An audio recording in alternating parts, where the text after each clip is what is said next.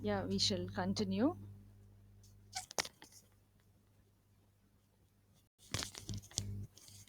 Poem Second Coming is considered a major work of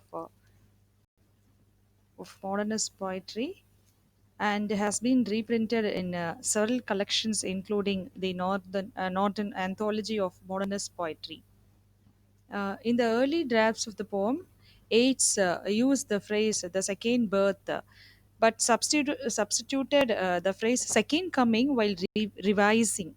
The second coming of Christ, referred to in the biblical book of Revelation, is here described as an approaching dark force with a ghastly and a dangerous purpose. Its description of a rough beast has more in common with the beast revelation than the Christian concept of the second coming of Christ. This image points rather to the sinister figure of Antichrist that precedes the second coming of Christ. The second coming is the most vivid record of momentary prophetic insight that AIDS left us. This terrifying poem prophesies the arrival of a new kind of God and takes its title from Christian doctrine. It is related firstly to Christ's prediction of the second coming after anarchy and a number of horrors. It adds a horror to the idea of the rough beast by making it be born near Bethlehem. But in spite of these Christian connections, the meaning of the second coming depends entirely upon Aid's personal ideas. His theory of history, his imagery of the gyres, and his use of memories of pictures. The poem is, in fact, the apogee of Yeats' interest in historical change and conveys the terror of coming antithetical civilization. It creates its effect by its images, by the announcement of anarchy, by horror at the overcoming of innocence, and by its slow, remorseless revelation of the nature of what is to come.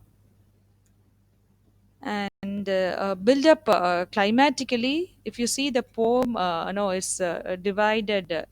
The structure of the poem is divided into three parts. The first part is description, that is from line 1 to 8, and second part is vision or revelation from 9 to 17, and the final part is evaluation from 18 to the end.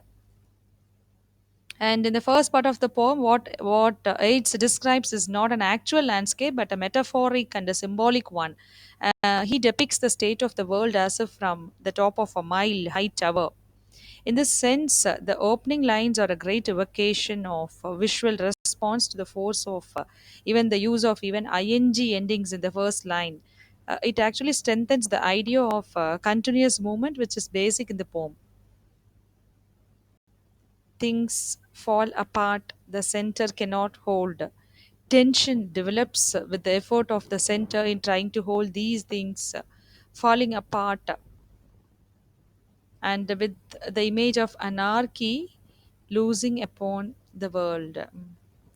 And a drawing on the image of a falcon that has flown too far, and on the notion of a catastrophic flood, the speaker sums up the spirit of his age, which is characterized by anarchy, violence, and the inversion of values. Okay, stop here, and tomorrow I'll start the poem. Thank you.